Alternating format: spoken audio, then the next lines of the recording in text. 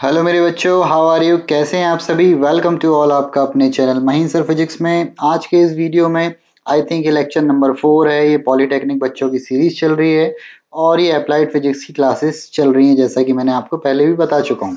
ठीक है, तो आज के इस वीडियो में एक बहुत ही इंपॉर्टेंट, जो पेपर के पॉइंट ऑफ व्यू से भी बहुत इंपॉर्टेंट क्वेश्चन है, जिसका क्या नाम है, एरर इन मेजरमेंट या मापन में त्रुटियां। बच्चों सीख लो।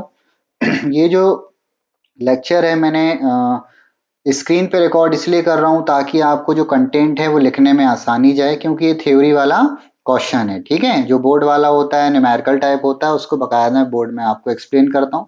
लेकिन आज का ये जो थ्योरी टॉपिक है, इसको हमको स्क्रीन के माध्यम से ही सीखना पड़ेगा। तो टाइम वेस्ट नहीं करते, सबसे पहला काम एरर इन मेजरमेंट क्या कहलाता है बच्चों। तो आपको एक चीज पता है कि जब भी हम क्या करते हैं, मेजरमेंट करते हैं, तो दो चीजें होती हैं।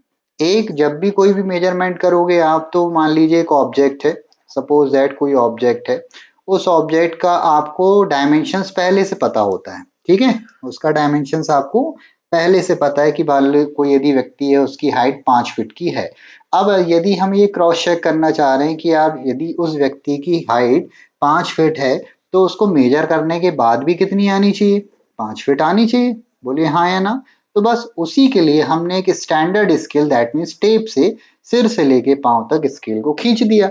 अब हमने ये देखा कि भाई उसका जो आखिरी पॉइंट है वो कहाँ तक आके रुक रहा है, 4.9, 4.8, या हो सकता है 5 फीट पे आके क्या हो जाए बच्चों, रुक जाए। ऐसा हो भी सकता है, ऐसा नहीं भी हो सकता है। ठीक है, तब बोलेंगे बच्चों ये क्या है। तो यहाँ पर यदि उस ऑब्जेक्ट का हाइट जो था वो 5 फीट था, मेजर करने पे भी यदि कितना आया है बच्चों, 5 फीट आया है, दैट मीन्स हमारा मेजरमेंट बिल्कुल करेक्ट है। जो उस ऑब्जेक्ट की पहले से वैल्यू फिक्स थी, वही उसकी मेजर करने के बाद भी वैल्यू आई है। लेकिन मान लीजिए यदि उसकी हाइट 5 फीट थी, लेकिन मेजर करने के बाद 4.9 फीट आ रही है, तो 0.1 कहाँ गया? इसका मतलब हमारे मेजरमेंट में कुछ क्या है, गड़बड़ी है। और उसी गड़बड़ी को हम क्या बोलते हैं बच्चों, त्रुटि बोलते हैं, या एरर इन मेजरमेंट कहते हैं। क्लियर है यहाँ तक की बात? तो यदि अपन थ्योरी की वाइज बात करें, तो the difference between observe value, कौन सी वैल्यू बच्चों? Observe value and true value. True value आपको पहले से पता होती है, लेकिन ऑब्जर्व वैल्यू हमें कब मिलती है? जब हम मेजरमेंट करते हैं, मापन करते हैं।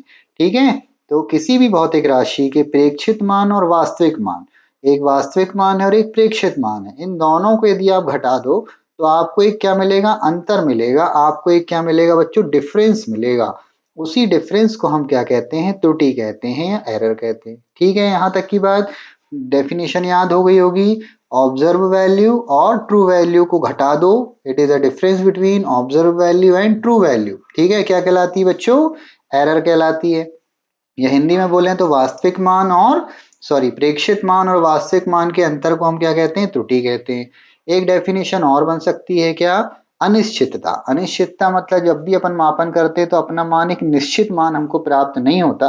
दैट मीन्स उस मेजरमेंट में कुछ अनसर्टिनिटी है। अनसर्टिनिटी मतलब डेविएशन है, जो एक्चुअल हम लाना चाह रहे हैं वो आ नहीं पा रहा है, उसी को हम क्या बोलते हैं? एरर बोलते हैं। या किसी भौतिक राशि के माप में अनिश्चितता या विचलन को भी क्या कहा जाता है बच्चों? त्रुटि कहा जाता है। ठीक है, यहाँ तक की बात क्लियर है। अब हम बात करेंगे टाइप्स ऑफ एरर कितनी होती हैं। तो टाइप्स ऑफ एरर में पहला जो टाइप है उसका क्या नाम है? Systematic error. क्या नाम है बच्चों? Systematic error. ठीक है, सिस्टमैटिक एरर क्या होती है? इसको हम हिंदी में बोलते हैं व्यवस्थित त्रुटि। ठीक है, क्या बोलते हैं? व्यवस्थित त्रुटि। क्या कहलाती है ये ध्यान से देखिएगा। These error are due to known region and can be eliminated। ये जो एरर आती हैं सिस्टमैटिक, या जिसको अपन व्यवस्थित त्रुटि कहते हैं, ये त्रुटि किन्हीं ज्ञात कारणों के कारण आती है और उनको आसानी से क्या कर सकते हैं? समाप्त किया जा सकता है, एलिमिनेट किया जा सकता है और मेजरमेंट को करेक्ट बनाया जा सकता है। अब ये जो सिस्टमैटिक एरर हैं, इनके अंतर्गत कौन कौन सी आएंगी? तो सबसे पहली जो एरर है बच्चों, उसका क्या नाम है? Personal error. पर्सनल एरर का मतलब क्या होता है? व्यक्तिगत त्रुटियां। क्या होती हैं? व्यक्तिगत त्रुटियां। तो ऑब्वियस है कि मेजरमेंट कौन कर रहा है? एक व्यक्ति ही कर रहा है। यदि उस व्यक्ति की कुछ पर्सनल एरर है, जैसे मान लीजिए उसने मेजरमेंट किया, कोई रीडिंग पढ़ रहा है, कोई स्केल पढ़ रहा है, लेकिन उसने पाठ्यांक या रीडिंग पढ़ने में क्या कर रहा है? कुछ गलती कर रहा है। अब गलती कैसे करेगा, हो सकता है कि उसका जो फेस हो, उसकी जो आंखें उस स्केल के ऊपर परपेंडिकुलर ना हो, लंबवत ना हो, तो उसको देखने में ये लगेगा कि आया कुछ और लिख कुछ और गया। बात समझ में आ रही है? मतलब रीडिंग लेने में उसने क्या कर दी, गलती कर दी। तो यदि रीडिंग लेने में गलती कर दी है, अपनी गलती की गांठ, तो वो किस टाइप की एरर में आएगी, पर्सनल एरर में आएगी। ठीक है बच्चों। उसके बाद आता है इंस्ट्रूमेंटल एरर। इंस्ट्रूमेंटल एरर का मतलब ही क्या होता है, इंस्ट्रूमेंट के कारण जो एरर आती है हम उसको क्या कहते हैं, इंस्ट्रूमेंटल एरर कहते हैं, जिसको हिंदी में क्या बोलते हैं, यंत्रीय त्रुटि। वो त्रुटि जो यंत्र के कारण आती है, जिस यंत्र से आप क्या कर रहे हो, मेजरमेंट कर रहे हो, यदि उस यंत्र में गड़बड़ी है तो उसके कारण जो भी त्रुटि आएगी, जो भी एरर आएगी, वो क्या कहलाएगा, इंस्ट्रूमेंटल एरर या यांत्रिक त्रुटि कहलाएगी। क्लियर है? अब यांत्रिक त्रुटि के अंदर कौन कौन सी त्रुटि आती है, तो सबसे पहले आता है जीरो एरर। कौन सी एरर आती है, जीरो एरर, जिसको अपन शून्य त्रुटि भी कहते हैं। कर्सर चल रहा है, ध्यान से देखते जाइए। जीरो एरर भी कहते हैं या शून्य त्रुटि, किसका अंतर्गत आता है, इंस्ट्रूमेंटल। अब आप लोगों ने लैब में देखा होगा, वर्नियर कैलिपर्स भी देखा, स्क्रू गेज भी देखा, या स्पैरोमीटर भी देखा, तो इन सभी में दो चीजें कॉमन है। इसमें कितने स्केल होते हैं, दो स्केल होते हैं। कितने स्केल होते हैं, दो। अब मान लीजिए अपन वर्नियर का एग्जांपल लें, तो वर्नियर में एक मेन स्केल होता है। कौन सा स्केल होता है, एक मेन स्केल, और एक क्या होता है, वर्नियर स्केल, जो खिसकता है। लैब गए होंगे तो आपको समझ में आएगा। अब मेन स्केल में भी क्या होती है, रीडिंग्स होती हैं, वर्नियर स्केल में भी होती हैं। दोनों जीरो से शुरू होते हैं। अब प्रोसीजर क्या है कि जब भी हम मेजरमेंट स्टार्ट करते हैं तो सबसे पहले उस इंस्ट्रूमेंट की क्या चेक करते हैं, जीरो एरर। यदि मेन स्केल का जीरो और वर्नियर स्केल का जीरो एक दूसरे के ऊपर है, ठीक है, मतलब ऐसा कोइंसाइड कर रहे हैं, इनमें बिल्कुल भी डिफरेंस नहीं है, इसका मतलब इस यंत्र में कोई त्रुटि, शून्यांक त्रुटि नहीं है। और यदि मान लो मेन स्केल कहीं और भाग रहा है, वर्नियर स्केल का जीरो कहीं और भाग रहा है, इसका मतलब इसमें शून्यांक त्रुटि है, और उस शून्यांक त्रुटि को हमें दूर करना पड़ेगा। ठीक है बच्चों। तो इस प्रकार जो त्रुटि है वो यंत्रीय त्रुटि के अंतर्गत आती है। उसके बाद आता है बैकलैश एरर। बैकलैश एरर जो होता है वो जनरली किस में होता है, स्क्रू गेज में होता है। किस में होता है, स्क्रू गेज में। अब जो स्क्रू गेज होता है, कई बार जब यूज हो जाता है, मैनी ऑफ द टाइम हम उसको यूज कर रहे हैं, तो उसमें उसकी जो चूड़ियां होती है बच्चों, वो घिस जाती है। मान लो यदि हमने स्क्रू गेज को फॉरवर्ड घुमाया, फॉरवर्ड मतलब किसी एक दिशा में घुमाया, तो उसका जो पैच होता है वो भी क्या होगा, आगे बढ़ेगा। बात समझ में आ रही है?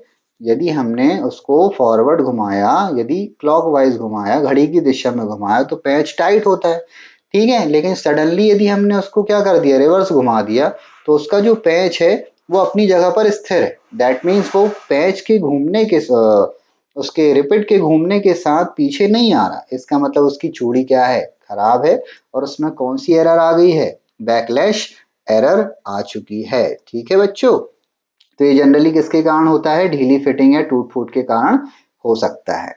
उसके बाद आता है तीसरा, error due to external sources, या बाहरी स्रोत के कारण त्रुटियां। अब मान लीजिए बाहरी स्रोत क्या हो सकते हैं, तो इसको एक एग्जाम्पल के थ्रू समझें आप। जैसे आप किसी सुनार की दुकान में गए, क्या लेने जाओगे यार सुनार की दुकान में, लोहा तो लेने जाओगे नहीं, गोल्ड लेने गए। तो जब भी आपको जो भी गोल्ड पसंद आता है, तो उस गोल्ड को वो किस में मेजर करता है, कांच के अंदर उसका एक तराजू रखा होता है, उसके अंदर। क्या हवा में रख के वो सोने को तोलता है, जी नहीं। तो यहाँ पर क्या होता है कि जब वो गोल्ड को मेजर करेगा, तो वहां पर बिल्कुल भी एयर नहीं होनी चाहिए, क्योंकि उस एयर के कारण उसका वजन बढ़ सकता है और आपको एक्स्ट्रा पैसे देने पड़ सकते हैं। तो बस ये जो error due to external sources होती है, या जो बाहरी स्रोत के कारण जो त्रुटियां होती है, वो यही है। जैसे दबाव, तापमान, वायु आदि में परिवर्तन के कारण जो भी त्रुटियां, या लंबाई में जो भी परिवर्तन आ रहा है या विस्तार हो सकता है, वो क्या कहलाएगा, बाहरी स्रोत के कारण होने वाली त्रुटि या error due to external sources हो सकता है। ठीक है, क्लियर है यहाँ तक की बात। These error can be eliminated by keeping control over external condition. अब इसको बाहरी जो भी चीजें हैं उनको नियंत्रित कर दें, तो इस त्रुटि से हम क्या कर सकते हैं, बच सकते हैं। ठीक है।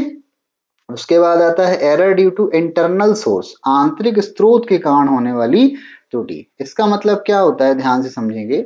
These error which arises due to limitation of experimental arrangement, for example loss of energy due to radiation in calorimeter, the effect of bio and force in waiting etcetera these error can be.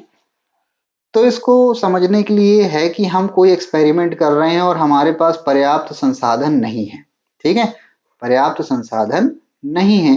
तो भाई पर्याप्त संसाधन नहीं है, हम उसका procedure ही follow नहीं कर पाएंगे तो एग्जैक्ट मेजरमेंट तक कैसे पहुंचेंगे, तो उसी को उन्होंने क्लासिफाइड किया है error due to internal sources, ठीक है, क्लियर है। उसके बाद आता है कांस्टेंट एरर। कांस्टेंट एरर क्या होती, अचर त्रुटि। अचर त्रुटि क्या होती है, जो बार बार श्रृंखला समझते हो, सीरीज, जब भी हमने कोई एक्सपेरिमेंट किया उसकी 5 रीडिंग, पांचों रीडिंग क्या हो रही है, अलग अलग आ रही, ठीक है, सॉरी पांचों रीडिंग क्या हो रही, एक सी आ रही हैं। तो यहाँ पर ये त्रुटि कौन सी होगी, आपकी कांस्टेंट एरर होगी, ठीक है। रैंडम एरर क्या कहलाती, रैंडम मतलब यादृच्छिक त्रुटियां। तो ये जो त्रुटियां होती हैं ये अननोन सोर्सेस के कारण होती हैं, इनका कारण हमको नहीं पता होता है, ठीक है, इनका कारण हमको नहीं पता होता है। और ये जो रैंडम एरर है, रैंडम का मतलब क्या होता है, एक बार रीडिंग ली कुछ अलग वैल्यू आया, दूसरी बार, तीसरी बार, चौथी बार, पांचवी बार, जितने बार भी आप रीडिंग ले रहे हो सब रीडिंग जो है वो डिफरेंट है एक दूसरे के। तो यहाँ पे जो त्रुटि आई, जो एरर आई, हम उसको क्या कहेंगे, रैंडम एरर कहेंगे। इसको दूर करने का एक सिंपल सा उपाय है कि हमने बचपन में सीखा है कि जब भी बहुत सारी वैल्यूज होती हैं तो हम उसका क्या निकाल लेते हैं, मीन निकाल लेते हैं। मीन का मतलब क्या होता है बच्चों, माध्य निकालना।